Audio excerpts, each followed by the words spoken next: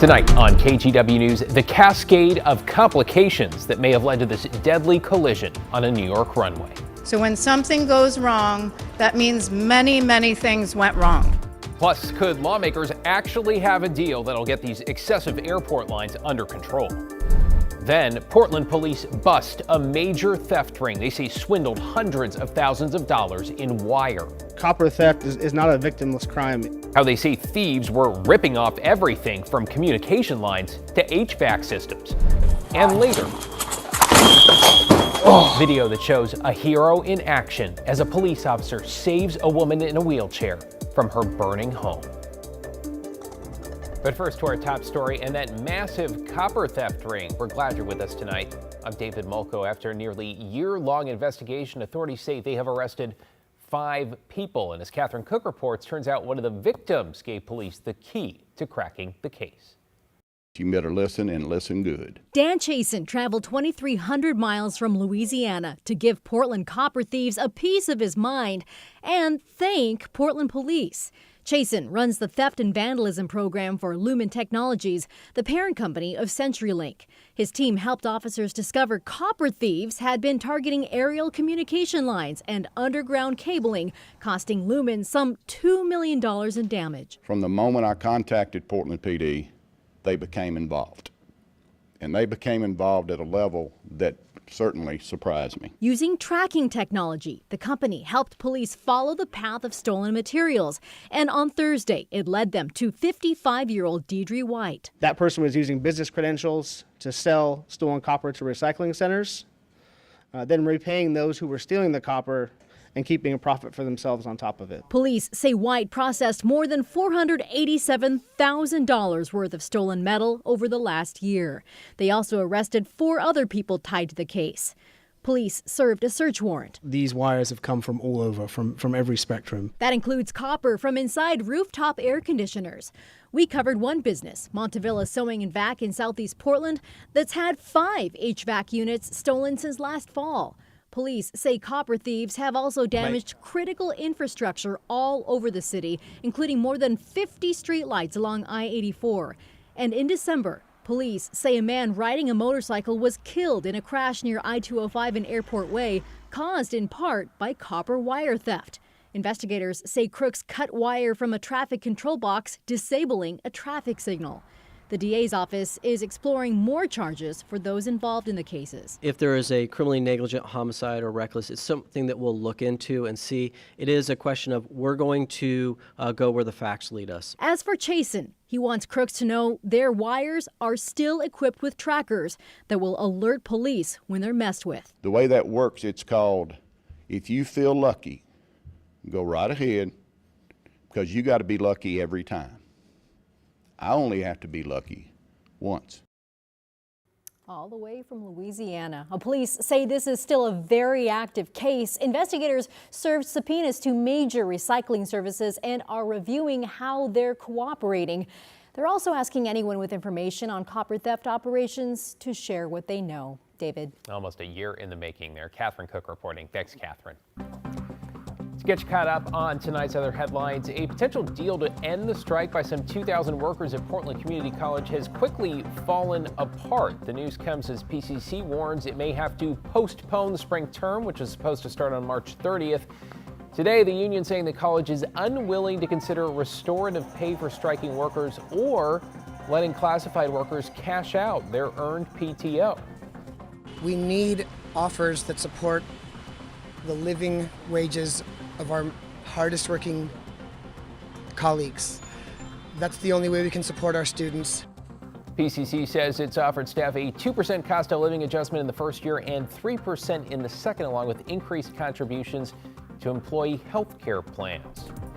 In Hillsborough, police say an Islamic community center was not the target of a shooting, even though a bullet was found inside. Center leaders say the bullet went through the wall of the main prayer hall Saturday, just one day after a celebration marking the end of Ramadan. This evening, police said they found the bullet came from someone lawfully shooting targets at least a mile away and outside Hillsborough city limits. Investigators believe the bullet likely ricocheted and found no evidence of a hate crime. They did, however, acknowledge the fear that incidents like this one can cause. Investigators say plumbing work that involved a torch started a fire this afternoon that burned part of the Holiday Inn on Hayden Island. Fire crews say the flames spread from the second to the fourth floor, then into the attic, but they knocked it down within half an hour. No one was in any of the rooms that caught fire, and no one was injured. And Trader Joe's is expanding a recall on products that could be contaminated with glass. The initial recall included 3 million pounds of chicken fried rice. Now the company has added nearly 10 million pounds of vegetable fried rice and other products sold in 43 states. The Best Buy dates range from February to November of this year. You can, of course, throw the products away or return them to the store for a full refund. All right, let's take it outside now on this Tuesday night. 50 degrees in the Rose City on a nice day where we saw our fair share of spring showers, but also balmy temperatures. Celine Stevens is here with a first look ahead to your Wednesday. Hey there, Celine. Hi, David. Yeah, definitely. We saw the spring showers today, but the good news is by around 5 p.m., as we remember, it pretty much tapered off, and we even got some sunshine today. But right now, of course, temperatures feeling nice and cool at 50 degrees here in the Rose City, and you'll see on our radar again, that rain moved out to the east by around 5 p.m. We got around 1/4 inch of rain here in the Portland area, but again, by 5, really the only places getting hit by that rain were the mountain areas. We were drying out, and we're going to stay drying out as we get into the evening hours and into early tomorrow morning. And so again, we hit around 1/4 inch in Portland and in Vancouver. Troutdale hitting the 3/10 inch mark, but then Hillsborough barely getting any of that rainfall. Along the coast, we got up to 7/10 inch up in Astoria. And so, as I mentioned, we are going to be seeing a lull in the rain continue until tomorrow. But first, temperatures across our map: 51 in Troutdale, 46 in McMinnville. Along the coast, we're seeing 40s. Temperatures relatively mild today, and it will be like that tomorrow as well.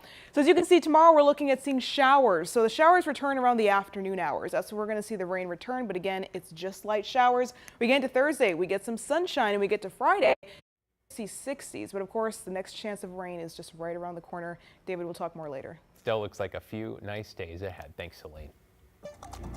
New tonight, more planned cuts in a Clark County school district, which could mean slashing more than 80 full-time positions in order to try to deal with another budget crunch. Alma McCarty's here to break down what's happening in the Evergreen district. Alma? Yeah, David, the Evergreen School Board gave the superintendent the go-ahead to make budget reductions for next year, but the budget won't be finalized until later this year.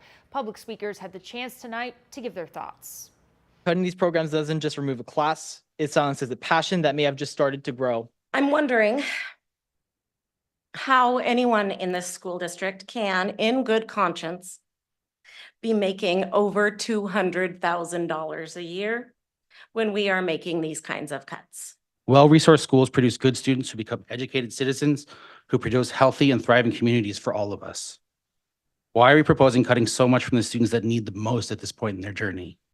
The plan, as you said, looks to cut more than 80 full-time positions, projected to save more than $14 million. It means cutting some associate principals, some elementary instruction coaches and language specialists, and transition coaches. The plan also means ending the 5th grade band and orchestra program.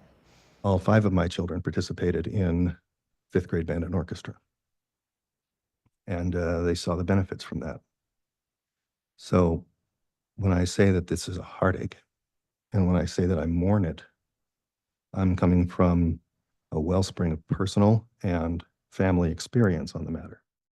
Now, worth noting that Evergreen isn't the only Southwest Washington district in this position, poised to cut millions due to, they say, declining enrollment, inflation, and state funding shortfalls. Evergreen's neighbors, Vancouver and Battleground Public Schools, are facing their own upcoming budget reductions. David? Yeah, a lot of tough trade-offs, as you say. Thanks, Alma. Well, 2 high school basketball players in Longview are back in court today, accused of sexually assaulting their younger teammates. A warning, the details here are not appropriate for all viewers. The teens did not say anything while the judge and attorneys worked out procedure in the case. The court is aiming for a trial in July. We've also now learned 2 of the alleged victims are just 14 years old. In court documents, they describe being dragged into a dark team locker room at Mark Morris High, being sexually abused, and then crawling to escape. The alleged abuse began in November and ended in January. A third party is also investigating allegations the school district knew about these accusations, but did not report them to police. A reminder, if you or someone you know is a sexual assault survivor, help is available 24/7. One option, you can call the National Sexual Assault Hotline. That number, 800-656-4673.